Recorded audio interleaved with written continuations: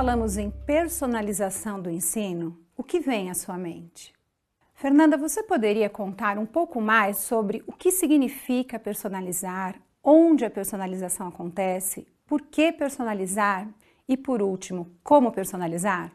Bom, personalizar o ensino significa que as atividades a serem desenvolvidas devem considerar o que o aluno está aprendendo, suas necessidades, dificuldades e evolução. Ou seja, significa centrar o ensino no aprendiz. E hoje contamos com um grande facilitador para isso, o uso das novas tecnologias. Em relação à segunda pergunta, a personalização acontece nos diferentes espaços escolares. E talvez o primeiro deles seja a sala de aula. Mas para isso, é preciso reorganizar os saberes, aliando a presença das tecnologias na educação. Ou seja, não somente incluir as tecnologias em sala, mas repensar o papel do aluno e do professor com o uso destes recursos. Esse repensar é necessário.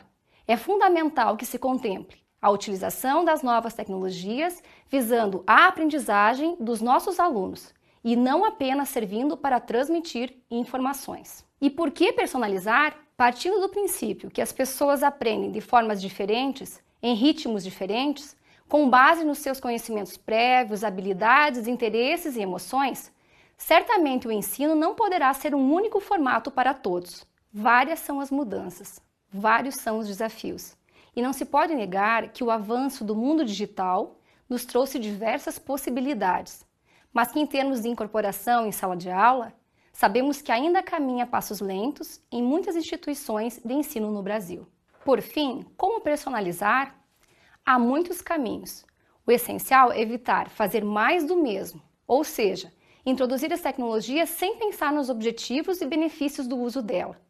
Poderíamos simplesmente adotar computadores em sala e continuar aplicando o ensino que não leva em conta as necessidades de cada estudante. Por exemplo, propor uma atividade na internet que espera que todos os alunos façam no mesmo tempo, no mesmo ritmo e dentro do mesmo grau de dificuldade. Um primeiro passo em direção à personalização seria proporcionar aos alunos uma pesquisa ou tarefas diferenciadas, individuais e em grupos. Assim, esse novo formato dinamiza o espaço, seja qual for, trabalhando em grupos e estações, e se apropriando das tecnologias a favor da personalização, conforme as habilidades de cada um. Sem dúvida, Fernanda. E é preciso reconhecer que em sala de aula temos alunos com facilidades em determinados conteúdos e dificuldades em outros. Assim, cada um tem seu ritmo e, por isso, a importância de personalizar, tornando as tecnologias digitais aliadas e centralizando o ensino no aluno. Como salientam Christensen, Horn e Johnson, a utilização das tecnologias deve ganhar espaço em sala de aula quando essa for de fato a melhor alternativa para o aluno aprender. Ou seja, não basta usar as tecnologias digitais sem antes pensar em sua finalidade. E para o estudante, há principalmente dois benefícios da personalização. Um é a motivação, que substitui a frustração por não acompanhar o ritmo ditado muitas vezes pelo professor. E o outro é a maximização do aprendizado, no sentido de que o aluno tem oportunidade de aprender de forma individual, com o grupo, com o uso das tecnologias e efetivamente com o professor. Obrigada por sua contribuição, Fernanda. Vamos ver a seguir alguns momentos de personalização que as professoras do GEC no Rio de Janeiro implementaram em sala de aula. Com o passar do tempo e com a vivência nesse modelo de aula, o nosso aluno tem se mostrado mais motivado, mais participativo, mais interessado, mais compromissado, né? Quando a gente passa uma aula que tem alguma tarefa para trazer no dia seguinte, aquele aluno que participou, como ele se envolveu mais, ele dificilmente não traz atividade feita. A parceria com os colegas tem sido muito grande. Eu acho que o grande ganho realmente é a autonomia dele, ele acreditar-se capaz de caminhar sozinho. Ele recorre sempre ao professor, ele recorre muito aos colegas, mas ele não fica mais esperando que o professor faça alguma coisa por ele. Ele senta lá, faz o seu trabalho, desenvolve aquilo sozinho e vai caminhando, vai para frente. Então, sem dúvida, ele ganha, porque ele começa a ter uma postura de cidadão, ele começa a pensar criticamente, ele começa a saber que ele tem que se comunicar, que ele tem que interagir, que ele precisa refletir sobre as informações que ele recebe. né? Então, sem dúvida, ele tem um ganho além do conteúdo, além da formação acadêmica dele. Eu e a professora Carla estamos sempre juntas lá, apoiando eles, orientando todo o trabalho, mas eles estão sempre tentando trabalhar esse conteúdo de forma individualizada, com a parceria dos colegas.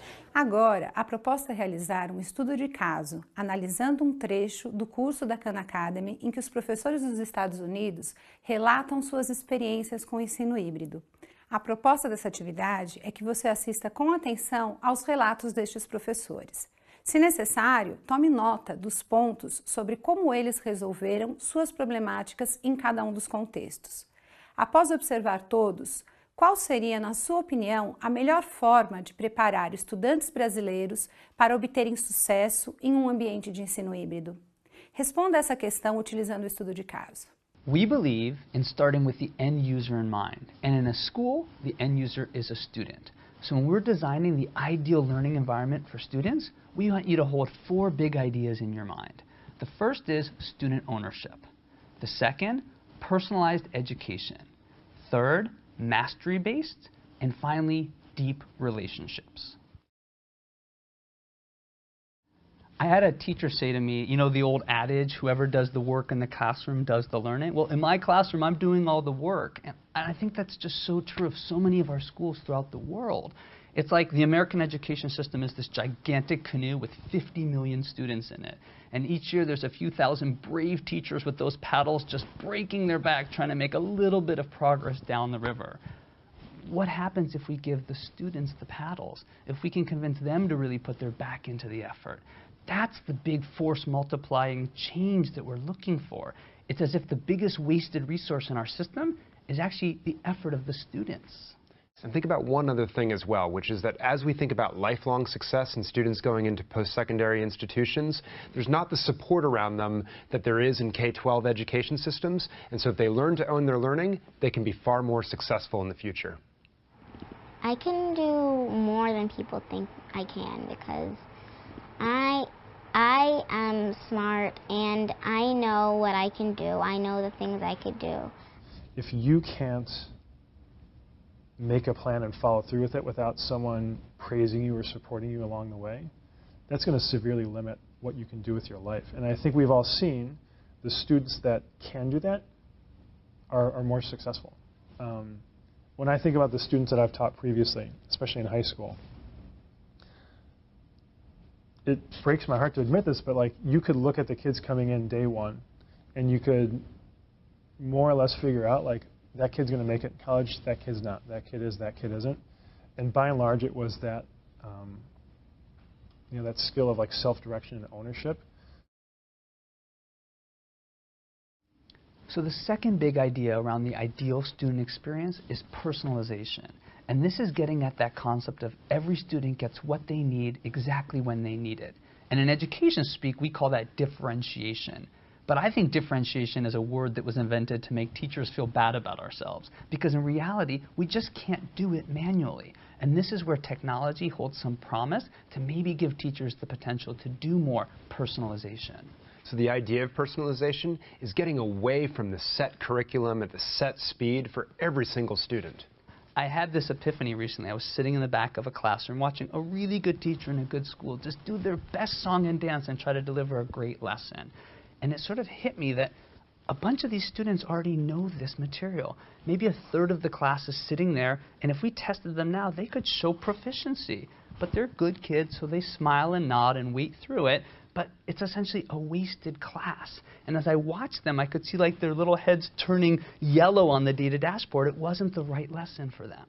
And then you realize, well, for another third of the class, they don't have the background knowledge or they're lacking a certain skill to make this lesson accessible. So it's not only a waste of their time, but it's truly frustrating because they know they're not ready for this lesson. And those poor students, I could see their heads turning red on their little dashboards.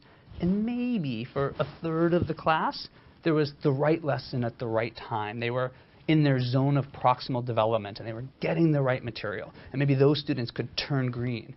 And then the thing really hit me was I, as the observer, and probably even the teacher, wasn't able to tell which student was which. every kid can be working on exactly what they need to be working on when they're ready for it. It's huge. One of my biggest frustrations as a teacher was always the fact that I knew there were kids sitting in my class, bored, because what we were learning in class that day, like they got, it was easy for them. And as much as I tried to differentiate, I knew I could never differentiate. I could never plan 30 different lessons within a single day. You know, there was just too many kids with too many different needs. And as a single teacher trying to plan a single, even differentiated lesson every day, like you couldn't actually meet the needs of all the kids. So the next idea is mastery-based education. Now think about Brian's example, and think about those students who could already have passed out of the material. Wouldn't it be great if we could just give them a test up front so that they could show their proficiency and just keep moving on? Michael actually did a really nice Q&A recently on Forbes with our friends from the Learning Accelerator, using the analogy of mastery-based education being like Kung Fu. And think about this for a sec. You know that there's a progression of belts. You know what you have to do to show mastery on any belt. And students can still be in the same dojo working on their own individualized skill and then advance when they've actually shown mastery. At Summit, we focus on mastery-based learning because it's simply not okay to continue passing students on from class to class, year to year, when they're full of Swiss cheese holes in their content knowledge. So by having a mastery-based system where students must show competency in content before progressing, we know we're setting them up for success down the road when the courses get harder and the content more challenging, because they're going to have the base level of competency that they need. So the last idea to hold on to around the ideal student experience is relationships. We still think that teachers are at the center of any learning process, and that relationship between student and teacher, and frankly even student to student, is a core and essential part of any good learning environment. A lot of people worry, and rightly so, that if we just put technology into classrooms, that it's going to be actually terrible for education because students will be sort of like the night of the living dead, sitting in front of a computer screen for 8 hours, just clicking away mindlessly. But the really big surprise that we've seen when we go into blended learning environments is how much interaction students are having with each other. They're bouncing off to talk with other students about their assignments, they're talking with their teachers, much more one-on-one interaction. And at first it seems really surprising, but what I've realized as I've stepped back is that if you think about the typical 30-to-1 lecture format for a class, actually, there's very little opportunities for personalization there. But in these blended models, when you start having these small group rotations, opportunities for tutoring and other such experiences, there's a lot more time for one-on-one interaction. Teachers spend a lot more time doing one-to-one conferencing or small group conferencing, even in high school environments. I think there's a great tradition of small group instruction in elementary, but you really haven't seen that in secondary schools. I should know as a secondary math teacher. But all of a sudden, it's a lot of one-to-one, it's a lot of two-to-one, it's a lot of three-to-one. And for the teacher, it's great because those are experiences they really wanted all along. And for the student, I mean, we talk about and we make movies about how impersonal and big high schools are and how hard it is to really get to be known. And when you meet students and see their interactions with teachers in the environment, it's really intimate and it's really personalized and people feel really well known. And sometimes what kids need is they don't need a lesson in how to do X, Y, and Z. They just need to know that you care about them and that you're interested in who they are. And teachers can do that kind of 90-second or a 5-minute type check-in as they're going around and doing those things. But it completely changes how you spend your time in the learning environment. And I use that word intentionally. It's a learning environment. The teachers make me feel motivated to go to school because when you're going low, you're coming down, they don't let you stay there. They help you come back up. They let you, if you're falling behind, then they help you get back up to college. So again, hold on to this list of the 4 big ideas for the ideal student experience: ownership, personalization, mastery-based, and relationship.